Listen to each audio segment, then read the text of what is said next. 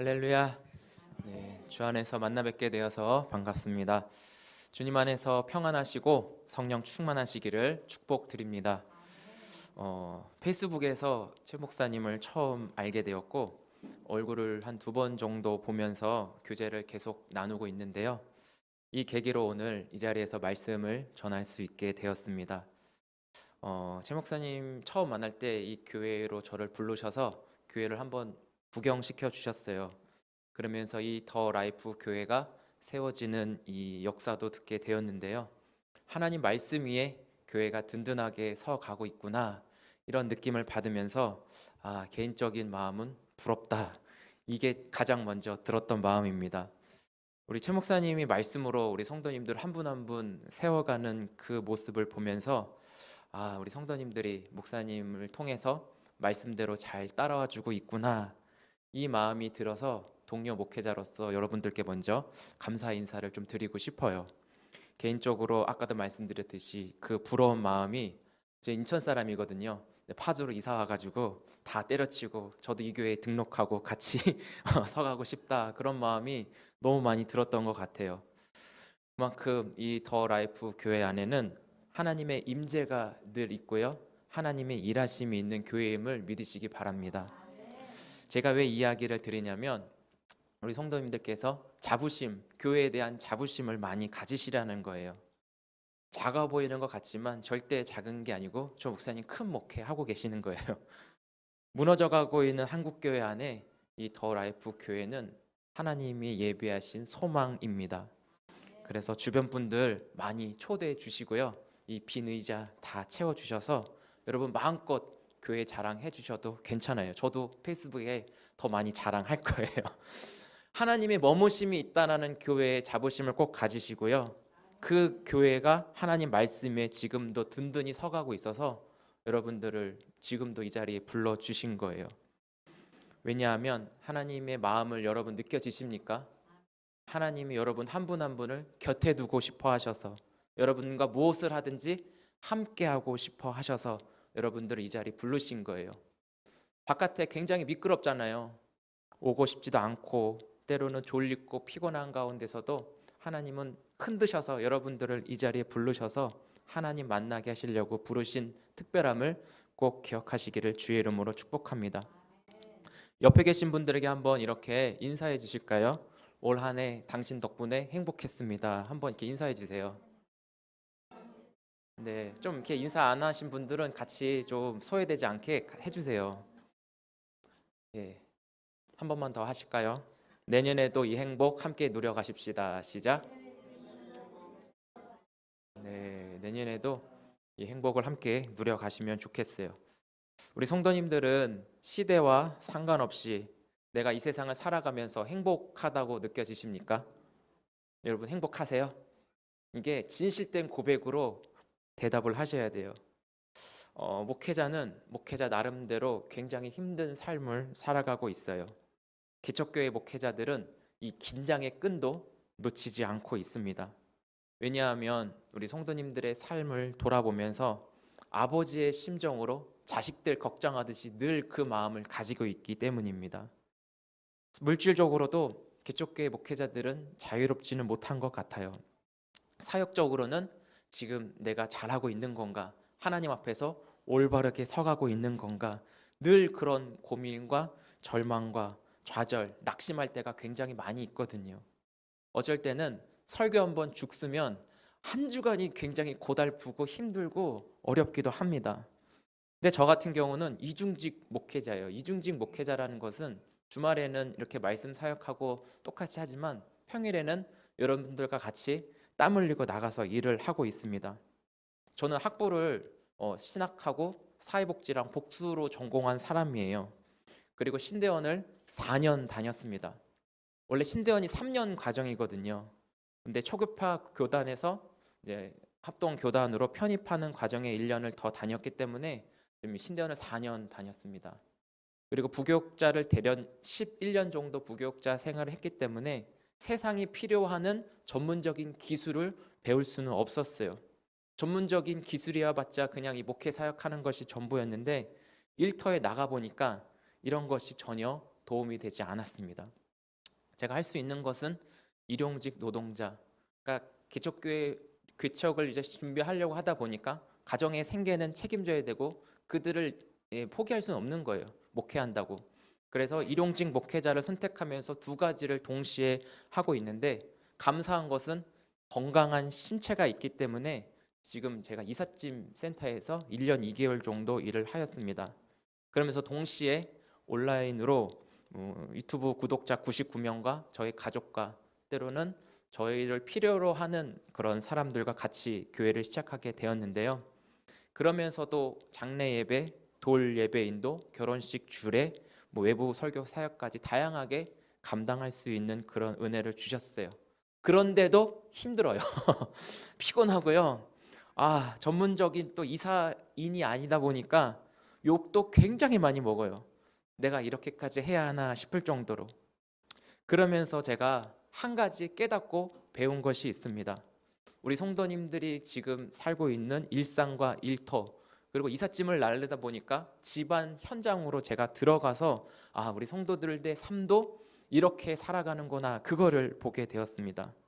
그러면서 여러분들에게 칭찬하고 축복해주고 싶은 거는, 이 시간 이 자리까지 나와 예배 드릴 수 있다라는 것은 여러분 한 분 한 분이 엄청난 믿음을 가지고 이 자리에 앉아 계시다라는 것이죠. 아이들까지 데리고 와서 저기 아이들 뛰놀면서 저 유아실을 지키고 계시는 우리 성도님들도 엄청난 믿음과 하나님 앞에 의지를 가지고 나오신다라는 것을 알게 되었어요. 근데 이거를 제가 부교육자 시절에 몰랐어요. 그냥 당연히 와주시는 줄 알고 당연한 건지 알았지만, 일터 현장에 나가 보니까 얼마나 우리 성도님들의 삶이 고단하고 힘들고 지치고 있다라고 하는 것을 느끼게 되었습니다. 목사 딱지 떼고 노동자로서 그 일터 현장에 나가 보니까 우리 성도님들의 그 모습, 지금 이 모습이 얼마나 귀한지 알 것 같고요. 졸리면 주무셔도 돼요. 그 피곤함이 쩔어 있다는 것을 알아요. 근데 잠을 청하지는 마시고요. 혹시라도 졸음이 온다 싶으면 자도 하나님의 애교로 봐주실 것 같아요. 그렇지만 졸음이 오는데 그냥 자야지 하는 거는, 그건 아니지만 혹시라도 감기면 마음에 죄책감은 들지 않으셔도 된다라는 말씀인 거예요. 그래서 고된 마음, 상한 마음, 때로는 슬픔, 그 모든 것을 하나님 주시는 힘과 도우심으로 해결하려고 하는 그 의지가 여러분 그 얼굴 속에 보여지는 것 같아요. 그래서 이 신앙으로 어려움을 이겨나가려고 하는 그 모습이 어쩌면 목사인 저보다도 여러분들이 더 나으실 때가 많다라는 것을 말씀드리고 싶습니다. 정말 한두 번 목사하지만 성도 여러분들께 배우는 것이 더 많은 것 같아요. 참 너무 귀하시고 다시 한번 감사하다는 말씀을 드리고 싶어요. 한번 옆에 계신 분들 좀 격려해 주시고 한 번만 더 인사해 주세요. 엄지를 이렇게 두 손으로 펼치시면서 당신이 짱입니다, 한번 이렇게 해주실까요? 네, 당신이 짱이에요. 네, 이렇게 하면서 얼굴 보고 교회 안에 수시로 좀 등도 좀 두드려 주시고 격려도 좀 해주시면서 진짜 짱이에요. 그냥 모습 그대로 짱이에요. 우리 서로가 격려하고 칭찬하고 축복하는 그런 문화들이 있었으면 좋겠어요. 또 한 가지는, 여러분들이 드려지는 그 헌금은 어떻습니까? 저는 일당 받으면서 일을 했어요. 일당 받으면서 일을 했고, 8월 달, 7월 달 여러분 굉장히 더웠잖아요. 그렇죠? 그러니까 그때 이삿짐을 날랐을 때 저 진짜 죽는 줄 알았습니다. 그 염분 보충을 짬뽕 국물을 먹으면서, 우와, 이 짬뽕 국물이 포카리 스웨트보다 더 맛있다라는 거를 그때 알게 되었고, 그러면서 버텼던 것 같아요. 일이 다 끝나니까 사장님이 이렇게 일당을 주세요. 일당을 받으니까 그날 하루 힘들었던 그 모든 고뇌들이 싹 사라지고 바로 카페로 가서 아이스 아메리카 한 잔 마시면서 먹고 남은 일당을 아내에게 주었어요. 그렇게 힘들게 벌은 물질, 이거를 구별해서 하나님 앞에 드린다라고 하는 그 사실이 목사인 저도 쉽지가 않았습니다. 그 물질 안에 여러분 뭐가 담겨 있는지 아십니까? 그 안에 여러분 땀이 있고요, 눈물이 있고요, 죄송해요 이런 표현 써서 욕 들어 처먹은 거, 그것도 그 물질 안에 다 담았어요. 서러운 거, 다친 거, 그런 기타 등등을 이 물질 안에 다 담아서 하나님 앞에 구별되어 드린 헌금이에요. 그게 그 하나님이 여러분 받으셨다니까요. 그거를 그 물질 안에 여러분 삶 전체가 담겨져서 하나님 앞에 드렸다는 그 사실이 하나님은 여러분 전체를 받으셨다라는 사실을 알게 되었다라는 것이죠. 이 과정을 제가 겪으면서 우리 성도님들 한 분 한 분이 더 극률하게 여겨주고 더 귀하게 여겨주고 참 많이 힘든 삶을 사셨구나라는 것을 느껴지면서 하나님이 저에게 주신 은혜가 있어요. 목사로서 세워주신 그 은혜 가운데 저에게 주신 자격증이 하나 있는데 그게 바로 공감 자격증이에요. 그래서 목사로서 최고의 선물을 주셔서 말씀을 통해 여러분들과 이렇게 마주할 수 있는 그 은혜가 저한테는 가장 큰 축복인 것 같아요. 이런 일상에서 고된 삶을 살아가고 정말 피눈물 나는 삶을 살아가는 가운데서도 또 다른 질문이 있죠. 여러분 행복한 사람입니까? 제가 겪은 이 어려움들을 여러분도 똑같이 일상에서 혹시 겪으셨죠? 아니면 저만 특별한가요? 그렇죠. 여러분들도 다 똑같으신 거죠. 그럼에도 불구하고 드려지는 질문이에요. 여러분 행복한 사람이십니까? 행복한 사람이십니까? 여쭙고 싶어요. 설교가 끝났을 때 이 질문에 여러분들이 하나님 앞에 진실되게 고백해 주셨으면 좋겠어요. 저는 오늘 한 해를 마치면서 그리고 새해를 맞이하는 이 날에 우리의 정체성과 앞으로 살아갈 목적, 이것을 좀 잠시 나누면 좋겠습니다. 그리스도 밖에 있는 세상 사람들은 자신들이 정한 그 기준, 조건, 목적을 달성해야지만 만족을 해요. 이 만족감이 행복을 준다라고 믿고 그리고 자신의 열심과 노력, 인내, 끈기, 땀 이런 것을 통하여 마침내 목표가 달성되면 세상을 다 가진 것처럼 자기를 자랑하고 드높이고 비로소 행복하다고 느낍니다. 근데 여기서 조심해야 될 것은 자기의 노력과 자기의 힘으로 주어졌다라는 것을 통해서 자기를 드러내는 것에 우리는 좀 주의를 해야 한다라는 것이죠. 예를 들어서 심혈을 기울여 예술하시는 분들을 좀 예로 들어보자면 누군가의 방해로부터 누군가로부터 내가 하던 일이 중단이 되었다, 망쳐버렸다 그런 일이 발생하면 어떻죠? 그 예술이나 하는 일들 가운데서는 값비싼 재료들도 오고 가고 시간 싸움 하시는 분들이 굉장히 많아요. 그런 가운데 방해가 되거나 좀 파괴가 되거나 그러면 물질적인 보상을 요구합니다. 왜냐하면 이 사람들도 불완전한 사람들이기 때문에 그 불완전한 자신의 그 모습이 완전하다고 착각하고 나아가 거기에서 행복의 기준을 찾고 있는 그런 일들이 많이 발생을 하게 되는 것이죠. 그러나 여기에서 우리가 좀 주의할 것은 나 스스로 내 힘으로는 거기에는 항상 불완전함과 모자람이 늘 반영되어 있다는 것을 기억해 주셨으면 좋겠어요. 하지만 그리스도 안에 있는 사람들에게 행복의 기준은 바로 하나님 말씀을 통하여 그 말씀 속에 찾게 하신다라는 거예요. 그것은 하나님과의 관계를 통해서 주어지는 것인데요. 이 관계는 우리가 스스로 하나님을 찾을 수 없어요. 하나님의 일방적인 사랑이 먼저 우리에게 임하였기 때문에 이 관계도 성립이 되는 것이죠. 하나님의 일방적인 사랑을 베푸셔서 받아들이는 자에게 이루어지는 것, 거기서부터 행복이 시작이 되는 것입니다. 우리도 이 은혜를 받은 자 아니겠습니까?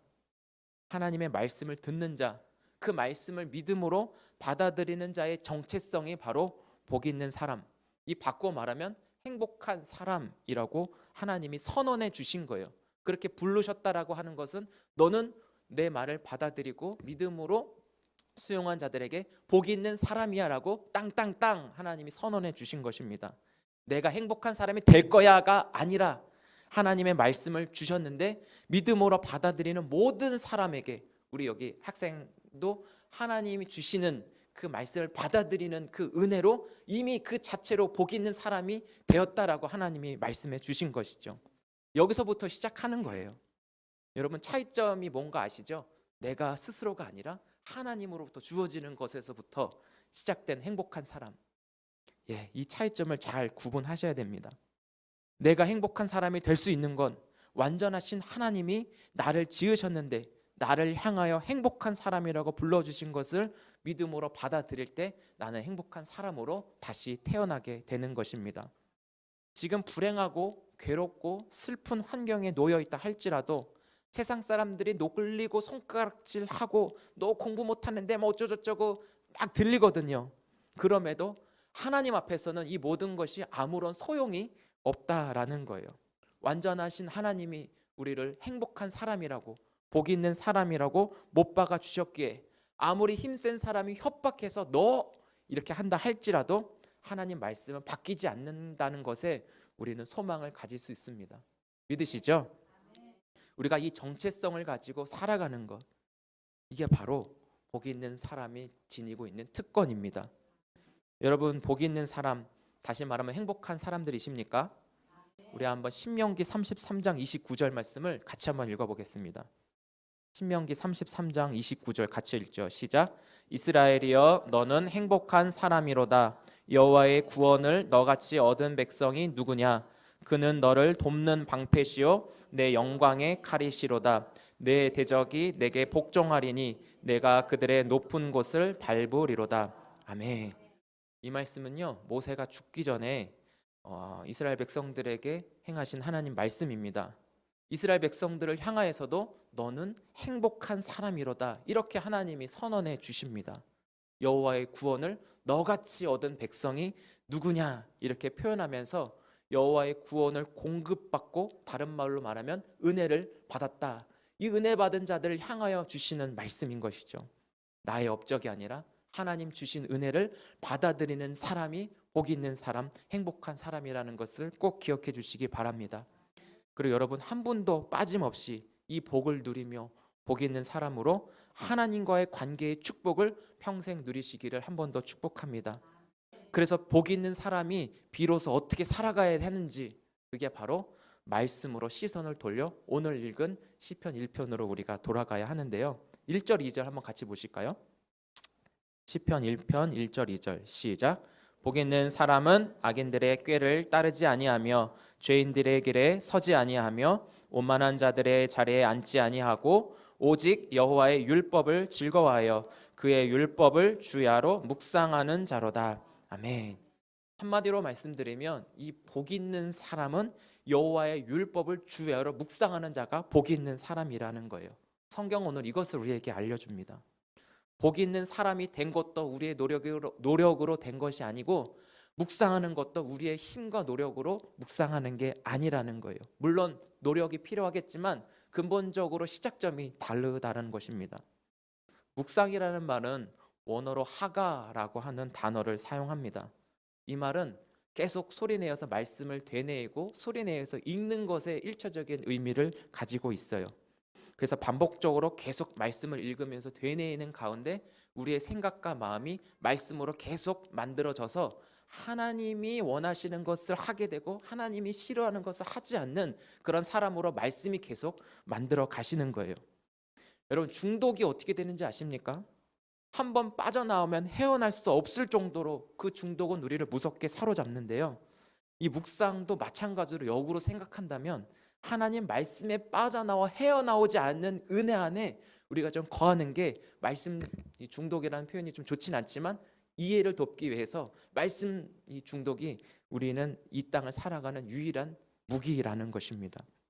우리 더 라이프 교회 성도님도 날마다 솟는 샘물이라는 큐티집으로 2024년을 시작한다라고 말씀을 들었습니다. 우리 최 목사님 마음은 우리 성도님들이 목사님을 의지하는 게 아니라 하나님 말씀을 의지하고 하나님과 실질적인 이 교제를 말씀을 통해서 삶에서 이루어가기를 간절히 바라면서 우리 목회를 계속 해 나가고 계시는 것 같아요. 그래서 그 말씀을 통해 여러분 실질적인 살아계신 하나님을 경험하고 그 말씀으로 여러분들의 믿음과 신앙이 성장할 수 있기를 바라면서, 그 근본, 그 행함의 주체는 바로 이 말씀 묵상이라고 하는 거예요. 다른 건 다 포기해도 말씀을 묵상하는 것은 포기하지 않기를 바랍니다. 복 있는 사람, 행복한 사람은 즉 말씀을 묵상하여 하나님 말씀에 빠져 우리의 생각과 마음이 하나님이 지켜주시도록 그 은혜를 경험해야 돼요. 하나님 말씀이 없이 내 행동은 부패되고 때로는 연약하기 때문에 내 쾌락과 정욕과 만족이 하나님이 아닌 다른 것에 추구할 때가, 치우칠 때가 많다라는 거예요. 죄 짓고 싶은 그런 마음이 때론 우리 안에 들어와 우리를 흔들기도 하죠. 그렇지만 하나님 말씀으로 우리가 살아갈 때 그 말씀이 우리가 죄 가운데 빠지지 않도록 생각과 마음을 지키시고 하나님이 인도하시는 방향을 기쁘게 따라갈 수 있도록 말씀이 우리를 붙잡아주고 계신다라는 거예요. 그래서 우리가 2024년 제가 담임 목사는 아니지만 그래도 그 같은 말씀의 길을 걷고 있는 사람으로서 저를 한번 좀 따라해 주시면 좋겠습니다. 가슴에 한번 좀 손을 얹어 보실까요? 하나님이 좋아하는 것을 나도 좋아하고 하나님이 싫어하는 것을 나도 싫어하겠습니다. 네, 이런 고백으로 우리가 좀 말씀 묵상하면 어떨까 싶습니다. 네, 손 내리셔도 돼요. 그래서 복 있는 사람은 말씀 묵상을 통해서 반드시 해야 할 것과 하지 말아야 하는 구별된 지혜를 또 하나님이 주신 줄 믿습니다. 하지 말아야 할 것, 악인들의 꾀, 죄인들의 길, 오만한 자들의 자리를 말씀을 통해서 피할 수 있게 되는 거예요. 성경을 보면서 여러 가지 피해야 하는 것들이 굉장히 많이 있지만 저는 이 한 가지를 좀 여러분들에게 소개해 주고 싶습니다. 열왕기서를 보면은 여로보암이라고 하는 북이스라엘의 초대 왕이 등장합니다. 저는 이 여로보암의 길이라는 표현을 사용하는데요. 이 여로보암과 더 나아가서 그 열왕기에 나와 있는 악의 끝판왕이라고 한다면 여러분 누가 떠오르십니까? 가장 악한 왕이라고 불려지는 왕 누가 지금 열심히 성경 공부 열심히 하셨습니다. 저는 악의 끝판왕 이 아합을 꼽고 있는데요. 솔로몬 이후에 북이스라엘과 남유다가 이렇게 분열됐잖아요. 북이스라엘에 시작하는 그 여로보암이 아합까지 그 길을 내어 따라가게 되었는데 이들이 하나님을 노엽게 하였다라고 하나님이 그렇게 말씀을 하세요. 그 이유가 어떤지 한번 보겠습니다. 우리 열왕기상 14장 9절하고 16절을 한번 같이 읽어보겠습니다. 열왕기상 14장 9절 한번 같이 읽어주시죠. 시작.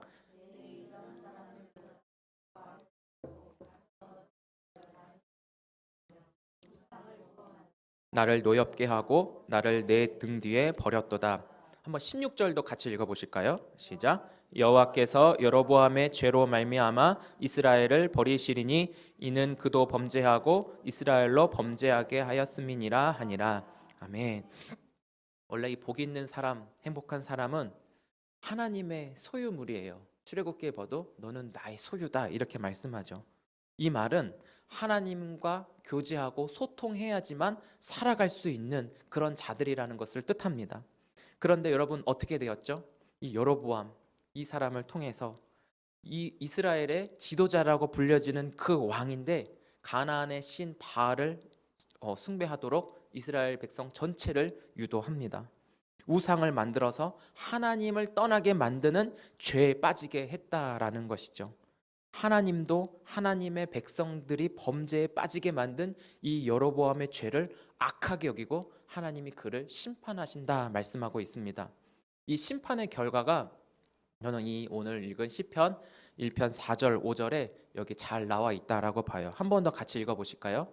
시편 1편 4절 5절 시작. 악인들은 그렇지 아니하며 오직 바람에 나는 겨와 같도다. 그러므로 악인들은 심판을 견디지 못하며 죄인들이 의인들의 모임에 들지 못하리로다. 아멘. 여러분 꼭 기억하셔야 합니다. 하나님은 사랑의 하나님이시면서 동시에 공의의 하나님이심을 기억하셔야 돼요. 악인을 향하여 반드시 심판하시는 하나님이심을 성경은 또 우리에게 알려주십니다.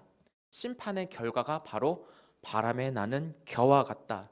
여러분 이 겨가 뭔지 아시죠? 한번 확인해 보려고 구글이나 네이버 겨를 쳤더니 그 이미지에 이런 사진이 떠요. 겨드랑. 근데 그 겨 그가 아니고요. 그 곡식 그 껍데기 있잖아요. 뭐 벼나 이런 껍데기 이런 무게도 없는 그 껍데기를 의미하는 거예요. 곡식 껍데기. 근데 이 겨는 하나님 앞에 힘 한번 쓰지 못하는 그런 존재를 또 의미하고 하찮다라는 표현을 쓰고 있습니다. 이런 심판을 그 누구도 견디지 못한다라는 의미를 하고 있는데 여기서 한 가지 더 망한다. 이 망한다는 표현을 쓰고 있어요. 여러분 망한다라는 그 의미는 소멸되어 없어진다라는 뜻을 가지고 있어요. 이처럼 범죄한 인간이 이런 결과를 하나님 앞에 받을 수밖에 없다라는 것. 힘 한번 쓰지 못하면서도 하나님 앞에 어떻게든 대적해 보려고 하는 자존심을 끝까지 지키는 게 우리 인간이라고 하는 거예요. 이런 사실을 우리가 안다면 하나님 말씀을 놓을 수 있겠습니까? 하나님 말씀 안으로 부르심을 받아 묵상하는 자로 거듭나게 하신 이 은혜 안에 있는 복 있는 사람, 행복한 사람의 계열로 세워주신 하나님께 여러분 꼭 붙어 있으시고 놓지 않으시기를 축복합니다. 이 세상을 살아가면서 여러분 가장 두려워해야 할 것이 있어요. 이 세상을 살아가면서 내가 뭐 사업이 실패하고 자녀가 뭐 성적이 좋지 않고 이런 걸 우리가 두려워하는 것이 아니라 하나님이 나를 포기하셔서 하나님이 내 마음대로 살도록 내버려 두신다는 그 사실을 우리가 기억하고 그것을 가장 두려워해야 한다는 거예요. 저는 설교할 때 하나님의 심판에 대해서 하나님 앞에 우리가 가장 두려워할 것은 하나님이 우리를 너 마음대로 살도록 내버려 두신다라고 하는 것에 가장 두려움을 느껴요. 왜냐하면 성경을 보면서 제가 로마서에서 찾아보니까 하나님이 내버려 두신다. 야, 너 마음대로 살아. 그런 사람들의 내면 상태를 보니까 그들의 마음에 로마서 1장 8절에 하나님 두기를 싫어하는 마음을 가지고 있다라고 표현을 하고 있어요. 그런 마음 상태. 여러분 정말 하나님을 벗어나서 그냥 이게 자유다라고 혼자 스스로 살고 싶으십니까? 우리는 자유에 대한 그런 정의도 한 번 더 해 나가야 되는데 진정한 자유는 그리스도 안에서 주의 말씀으로 구속받은 상태가 우리는 진정한 자유함을 느끼고 있다라는 것이죠. 하나님을 가장 가까이 하나님만을 내 마음에 모시며 그 하나님의 말씀으로 우리가 날마다 변화되고 성장하고 주님의 모습으로 드러나게끔 하는 삶이 우리의 가장 삶의 목적이고 방향이 되기를 주의 이름으로 축복해요. 그래서 우리에게 주신 이 말씀을 묵상할 수 있는 특권과 그 묵상을 통해서 나를 구원해 주시는 놀라운 그 은혜를 계속 누리시기를 바랍니다. 사랑하는 더 라이프 교회 성도 여러분, 2023년 한 해를 살아오시면서 복이 있는 사람, 또 우리 목사님 계속 선포하시면서 묵상하는 특권을 지니셨으리라 생각합니다. 묵상하는 사람으로 더 나아가기 위해서 지난 12월 한 달 동안 큐티 학교라는 훈련도 받으신 줄 알아요. 여러분 왜 이런 교회에서 프로그램과 훈련을 돌리십니까? 하나님의 관심은 그런 우리가 잘 해내야지라는 그 성과가 아니라 여러분 한 분 한 분 사람 자체에 하나님의 관심과 시선이 머무르고 계시다라는 거예요. 여러분 그게 좀 위로가 되지 않으십니까? 제가 막 학교에서 성적이 좋지 않고 공부 막 꼴등했는데 주변 사람들은 다 막 공부 못한다고 해도 하나님은 나한테 괜찮아. 하나님은 그래도 괜찮아. 이렇게 말씀하시는 그 사랑이 그나마 이런 자존감을 갖고 살아가는 것 같아요. 여러분 그래서 2024년 말씀 묵상하며 목적을 두세요. 내가 하나님을 더 알아가겠다. 하나님이 어떤 분이신지 더 알아가겠다. 거기에 하나님이 주신 은혜는 내가 하나님을 의지하고 하나님을 믿는 믿음과 신앙이 동시에 자라가는 거예요. 하나님을 아는 만큼 내가 하나님을 의지하고 하나님을 사랑하고 하나님을 믿는 믿음도 같이 자라가고 있다라는 그 결과를 확인해 보시기 바랍니다. 복 있는 사람, 행복한 사람으로 여러분 마음을 빼앗기지 않고 살아가는 것이 바로 묵상입니다. 소리내어 계속 되뇌이면서 그 말씀에 확 사로잡혀 하나님의 구원의 은혜와 나를 향한 얼마나 사랑하시는 그 사랑이 여기 안에 채워져서 확 이렇게 풀어지고 녹아지면 뭐 해주십시오 하지 않아도 자발적인 드러남으로 행동하게 되어 있어요. 성령께서 가만히 우리를 내버려 두지 않으시기 때문입니다. 여러분 말씀을 주야로 묵상하고 싶으시죠? 그냥 생각해가지고 막 이렇게 쓰라는 게 아니에요. 그냥 계속 소리내서 읽는 거예요. 그냥 소리내서 읽고 손 놓지 않고. 예를 들어서 휴대폰을 이렇게 드리고 충전기까지 여기 충전기도 있네요. 충전기까지 덤으로 해서 드리고 방에 들어가서 하루 종일 하라 그러면 여러분 어떨 것 같아요?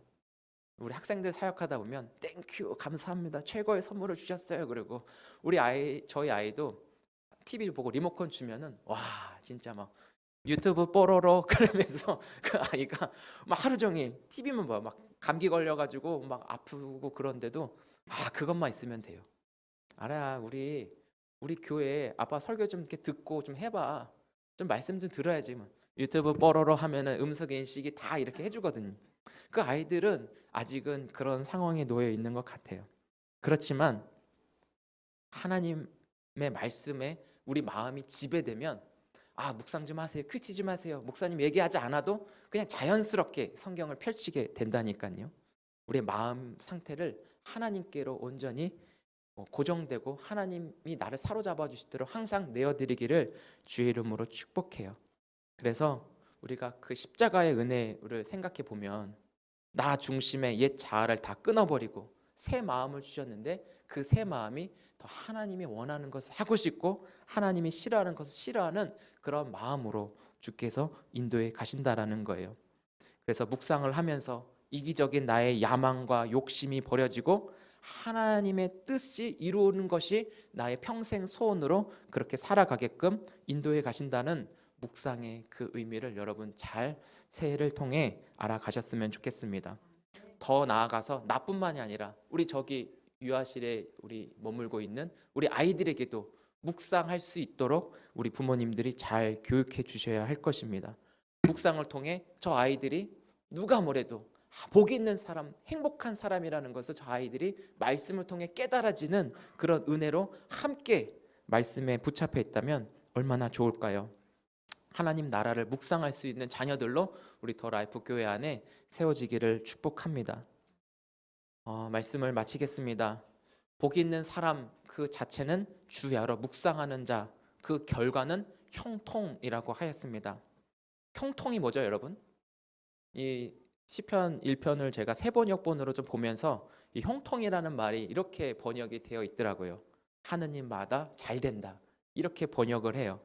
그러니까 하나님이 주신 오늘을 살아감에 있어서 감사와 기쁨과 즐거움과 행복이 가득 찬다면 이 평범한 일상에 주어지는 선물, 이것이 바로 형통함입니다. 사랑하는 성도 여러분, 오늘 예배가 송구영신 예배처럼 이런 분위기로 좀 흘러간 것 같은데 2024년 한 해 묵상을 통해 하나님의 얼굴이 더욱더 여러분 안에 선명하게 보여질 수 있기를 바라고요.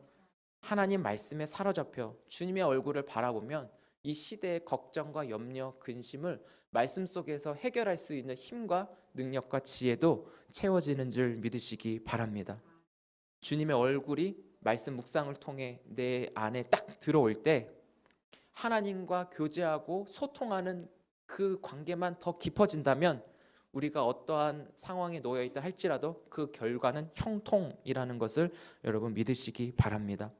수많은 사람들이 다 이쪽 길로 간다 할지라도 나는 하나님과 소통하는 가운데 하나님이 말씀하시는 그 자리에 머물러 있으면 괜찮은 거예요. 수많은 사람들 안 따라가도 되고 대형교회 방식 안 따라가도 돼요.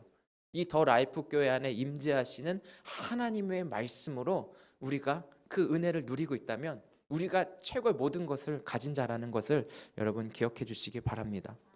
이 성경은 카톨릭 사제나 신부들만 보는 것이 아니라 우리 유아실에 있는 어린 아이들에게까지 다 하나님의 선물로 주셨으니까 이 선물을 잘 활용할 수 있기를 바랍니다.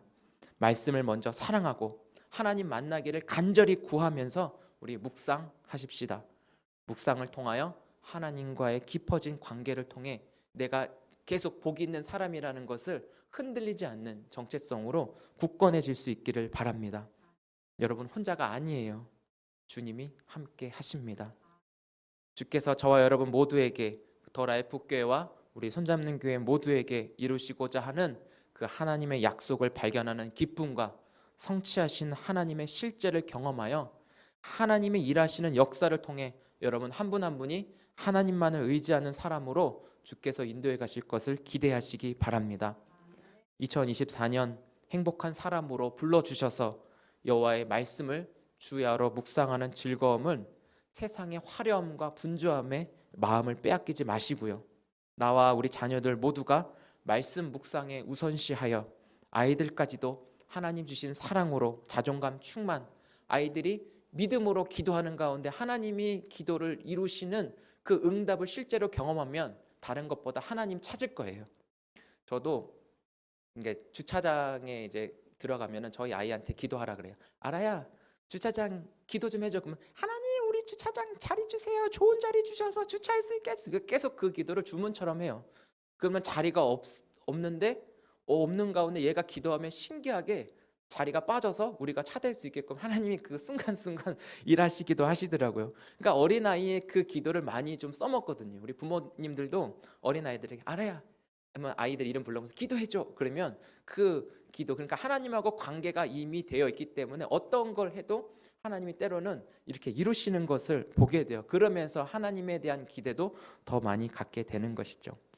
그래서 우리가 이 말씀 묵상을 통해 혹시 어딘가에 중독이 되어 있다면 그 중독이 떠나가고 여러분 가정과 교회와 직장에서 그리고 사람과 만나는 모든 사람들의 대화가 이 하나님 이야기로 가득 채워져서 고난 가운데 계시는 분들이 있다면 고난 중에 소망을 바라보는 눈이 띄어지고 같이 이겨낼 수 있는 믿음의 사람들로 승리할 수 있기를 주의 이름으로 축복합니다. 행복한 사람들로 새해를 말씀과 시작하여 내년 연말이 되었을 때는 더 하나님 이야기로 풍성한 우리 더 라이프 교회 모든 분들이 되시기를 주의 이름으로 축복합니다. 말씀을 마치면서 이 지금 읽는 이 성경 한 구절이 오늘 설교를 어떻게 하면은 다 요약하고 이 성경 구절 안에 설교가 더 담겨져 있는 느낌을 받아서 이 한 구절 우리 같이 읽고 말씀 마치겠습니다. 우리 디모데후서 3장 15절부터 17절 같이 한번 읽어보실까요? 디모데후서 3장 15절부터 17절 읽고 마치겠습니다. 시작. 어려서부터 성경을 알았나니 성경은 등이 너로 하여금 그리스도 예수 안에 있는 믿음으로 말미암아 구원에 이르는 지혜가 있게 하느니라. 모든 성경은 하나님의 감동으로 된 것으로 교훈과 책망과 바르게 함과 의로 교육하기에 유익하니 이는 하나님의 사람으로 온전하게 하며 모든 선한 일을 행할 능력을 갖추게 하려 함이라. 아멘. 기도하겠습니다.